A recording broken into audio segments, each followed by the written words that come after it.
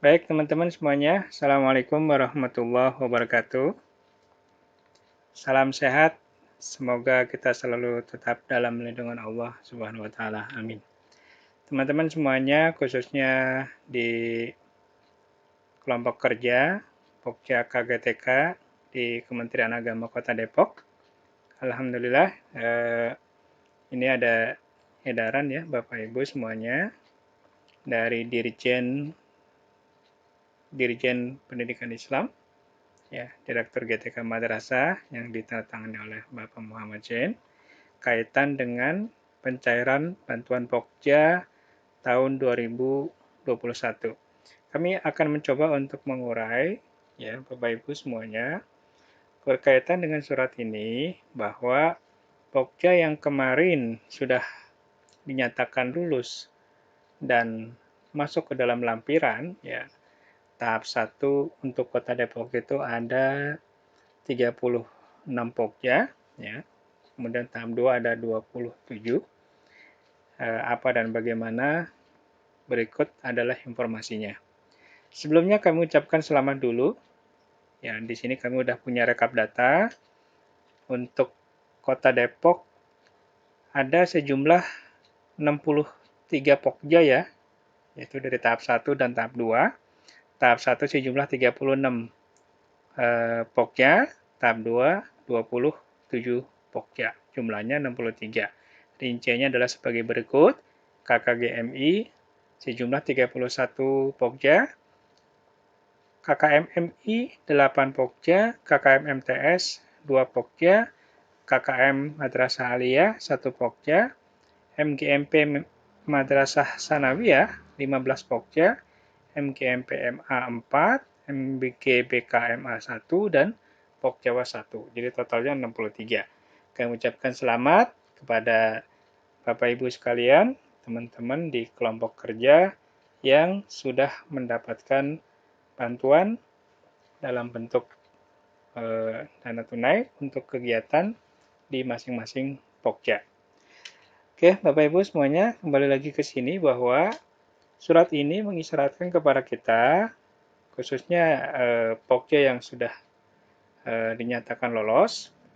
Pertama, Bapak Ibu, berkaitan dengan fitur rencana kegiatan di aplikasi KGTK, bahwa kita nanti diminta untuk membuat jadwal ulang ya, jadwal ulang BIMTEK dalam rentang waktu kegiatan 18 Oktober sampai dengan 17 Desember.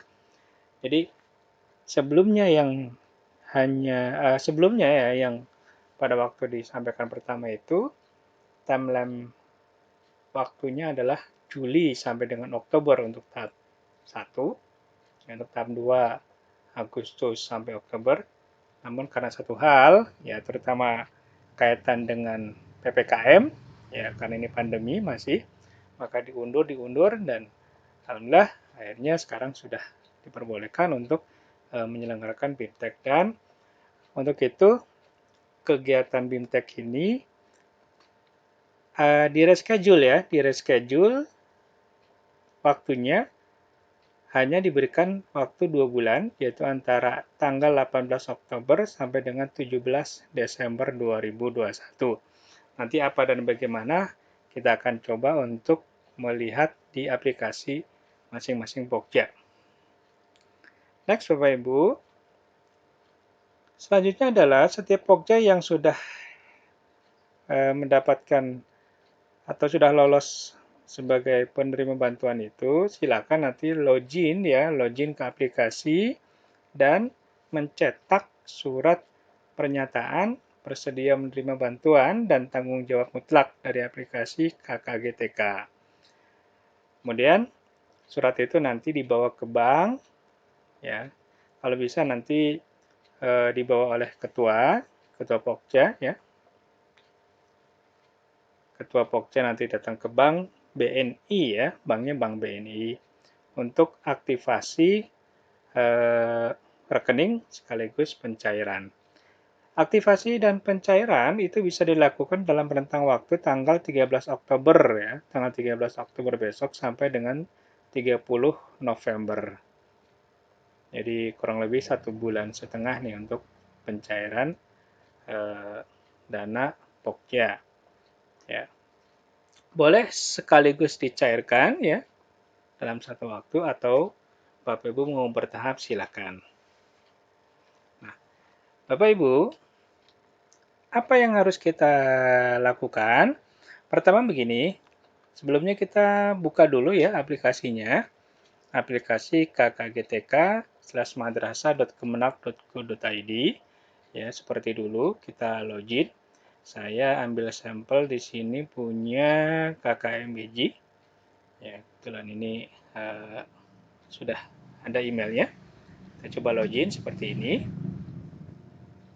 Nah, setelah kita masuk ke dalam aplikasi, ya, selanjutnya Bapak Ibu lihat menu di sini, ya, kita fokus ke pengajuan proposal ya. Kita fokus ke pengajuan proposal.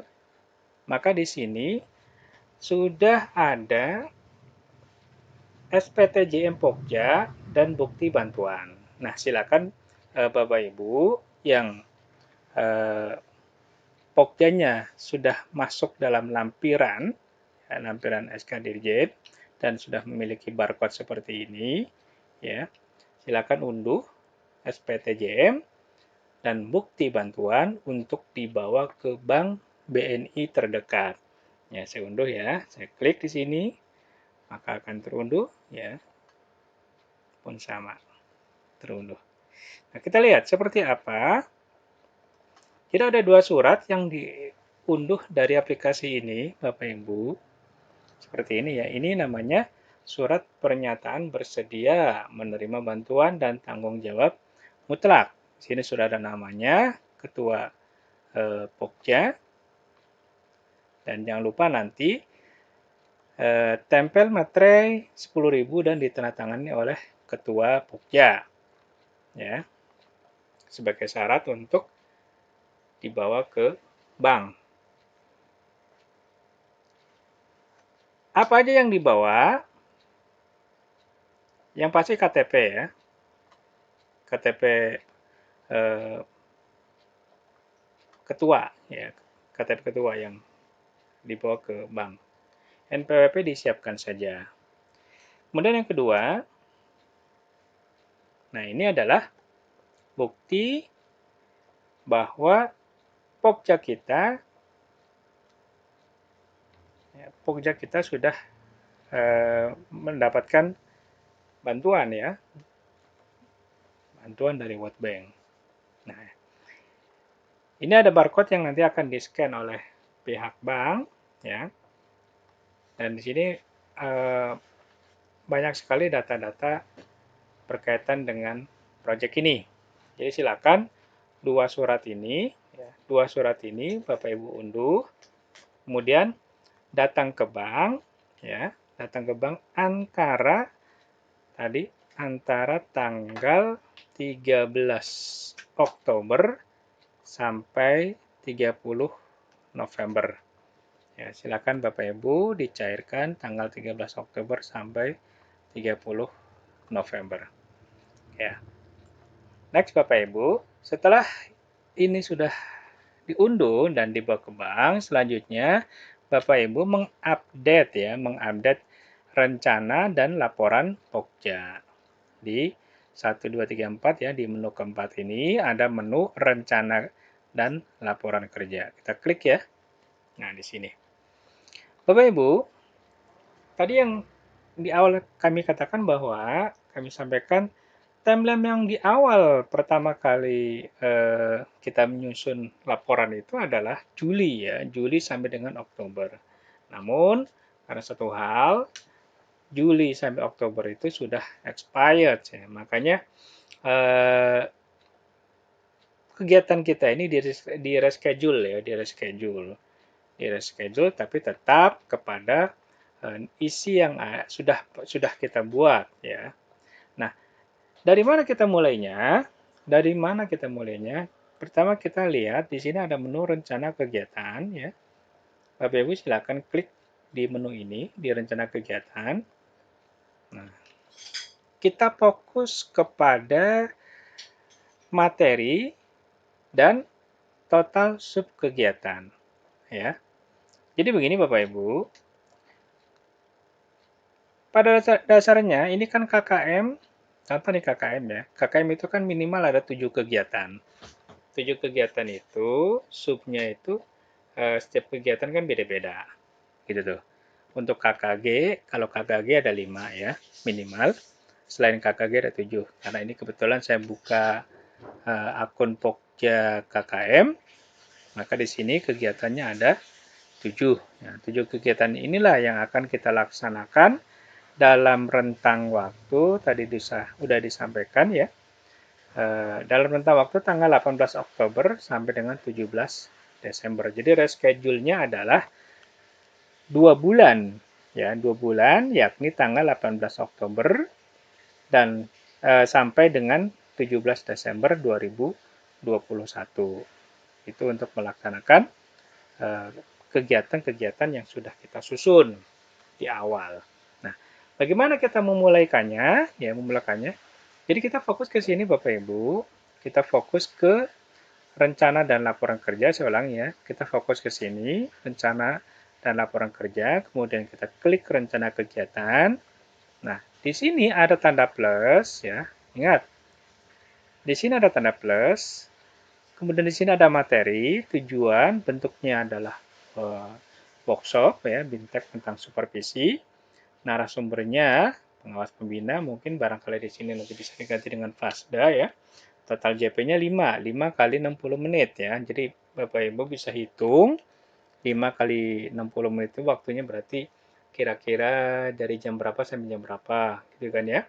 Nah, terus total subkegiatannya itu adalah 2. Jadi artinya jumlah JP 5 jam ini kita bagi menjadi 2 subkegiatan.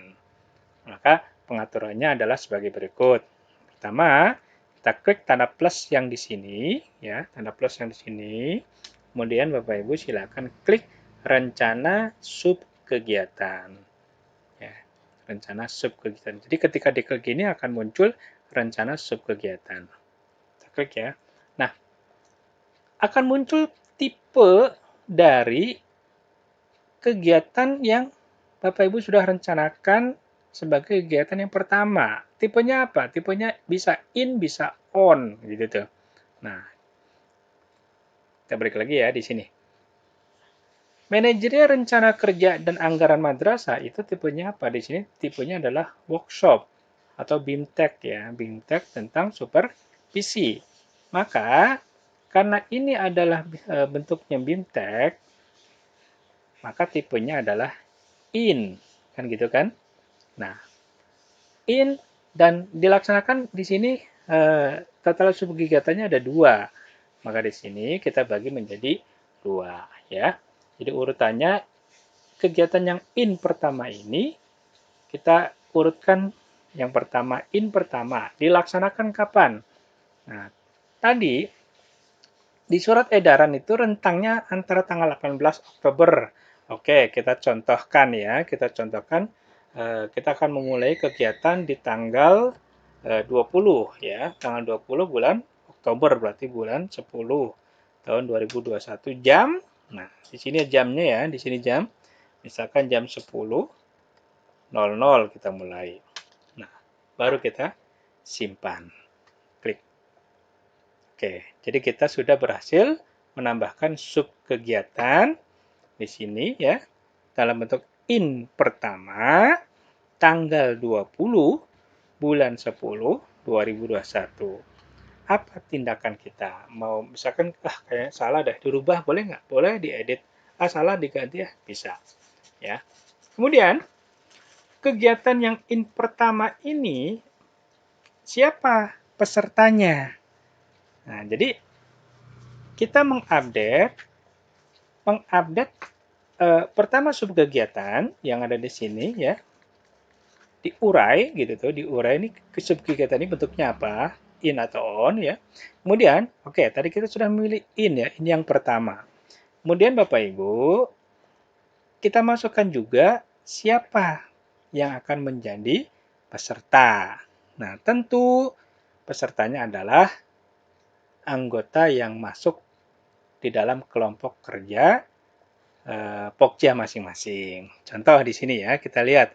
Di sini ada tanda plus, kita klik, maka akan muncul menu tambah peserta. Ya, tambah peserta. Kita lihat di sini tambah pesertanya. Nah, di sini ada peserta, ada Fasda. Artinya apa? Jadi artinya pertama kita klik dulu peserta ya, ada dua. Nah, peserta di sini adalah anggota yang masuk dalam eh, anggota dalam Pokja tersebut. Saya contohkan di sini pesertanya adalah Suaisa, contoh ya. Suaisa nama lengkapnya, jenis kelamin laki-laki, madrasahnya Miss Muhammadiyah 1. Jangan lupa kalau sudah muncul seperti ini, kita klik simpan. Oke, berhasil simpan ya. Boleh nggak ditambah lagi? Boleh. Semuanya boleh nggak dimasukin? Boleh, silakan gitu. Karena sejatinya kegiatan ini memang diperuntukkan untuk pertama adalah anggota yang ada di Pokja tersebut. Contoh saya tambahkan siapa lagi nih? Lilih Solihat ya. Nah, udah langsung masuk terinput datanya, jenis kelaminnya, madrasah asalnya dari mana. Kemudian kita klik simpan. Bagaimana dengan Fasda? Tambahkan saja Fasda, walaupun Fasda di sini statusnya barangkali dia dari madrasah tersebut ataukah sebagai pematerinya harus kita tambahkan. Kita klik ya. Kita klik Fasda. Nah, siapa Fasdanya?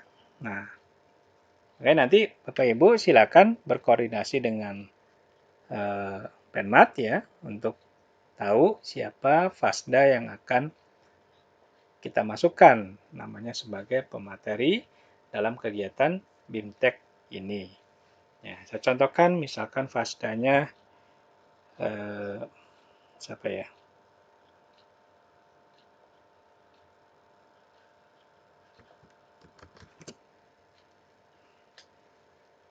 Saya contohkan aja ya Bapak Ibu, karena saya juga belum hafal nama Fasdanya. Nah, saya contohkan namanya Agus ya. Jenis kelamin laki-laki, madrasahnya misalkan kita mungkin karena nggak tahu madrasahnya apa ya, ya di strip aja nggak apa-apa. Kemudian Bapak Ibu silakan klik simpan. Nah, jadi di sini ada kategori Agus ini adalah Fasda yang akan mengisi kegiatan ini. Maksudnya yang akan memberikan materi di kegiatan ini. Ya. Kemudian Suaisa, Lilih Solihat adalah statusnya peserta. Dan Bapak Ibu, jadi nama-nama yang ada di sini, ya pastikan nanti pada saat kegiatan ini berlangsung, itu hadir, ya hadir dan mengisi absen. Kenapa? Karena ini nanti akan dijadikan sebagai bukti untuk pelaporan kegiatan. Jadi di sini nih di bawah rencana dan laporan Pokja ini sebetulnya nanti akan ada menu lagi ya, menu untuk laporan, tapi ini karena belum dimunculkan karena kita fokus ke sini untuk update data ini ya. Maka menu itu belum ditampilkan. Tapi nanti akan segera ditampilkan setelah ini sudah selesai terupdate. Jadi Bapak Ibu, ini contoh ya, contoh kegiatan yang pertama ya. Kegiatan yang pertama ini karena di sini ada dua sub kegiatan, maka kita susun untuk rencana sub kegiatannya. Ini baru satu ya. Kemudian selanjutnya satu ini tadi karena durasinya 5 jam ya. Kita buat satu lagi ya, karena di sini untuk memenuhi dua jumlah sub kegiatan. Maka Bapak Ibu silakan klik di sini kembali ya. Klik di sini kembali.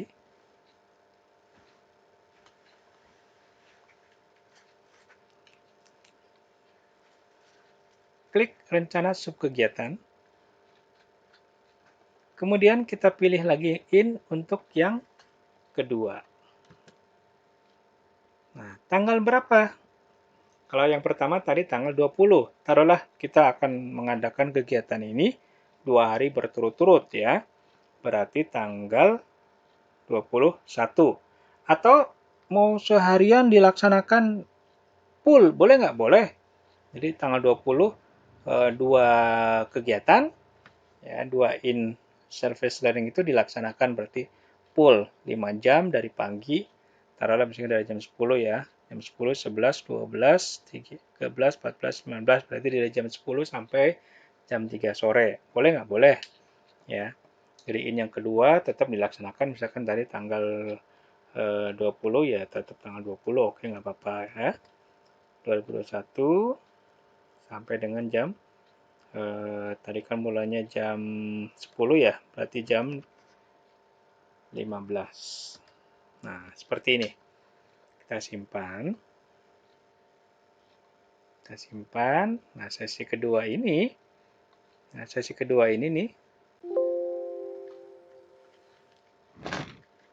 kedua ini kita tambahkan juga untuk pesertanya.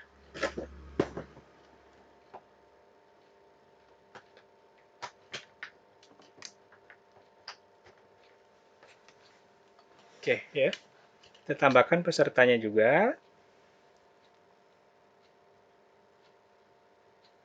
Tadi ini in yang pertama ya, kemudian ini ya in yang kedua. Dengan klik tanda plus di sini, nah, tambahkan pesertanya. Tentu karena ini dilaksanakan seharian, maka peserta yang in pertama dan yang in yang kedua masih sama.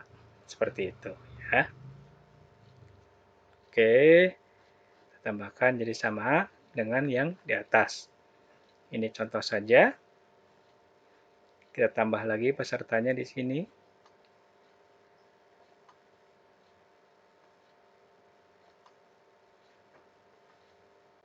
Seperti ini. Kemudian untuk pembicara yang keduanya, apakah orang yang sama? Ya tentu ya karena di sini hanya disebut Fasda, tapi barangkali Fasdanya berbeda orangnya. Boleh Bapak Ibu. Ini contohnya ya Fasda. Untuk materi yang kedua misalkan tadi kan Fasdanya Pak Agus ya. Dan Fasda yang kedua misalkan Pak Budi gitu deh. Madrasahnya kita nggak tahu, mungkin karena ini Fasda dari luar kota Depok, barangkali kita nggak tahu, ya di strip aja. Tapi kalau memang tahu ya dimasukin ya nama madrasahnya. Kita klik simpan. Tuh. Nah, kira-kira seperti itu Bapak Ibu. Jadi intinya di setiap kegiatan ya, di setiap materi yang sudah kita buat, sudah kita susun rencana di awal. Nah, kita lihat di sini berapa dia punya total sub kegiatan dan itulah yang harus kita urai secara detail ya,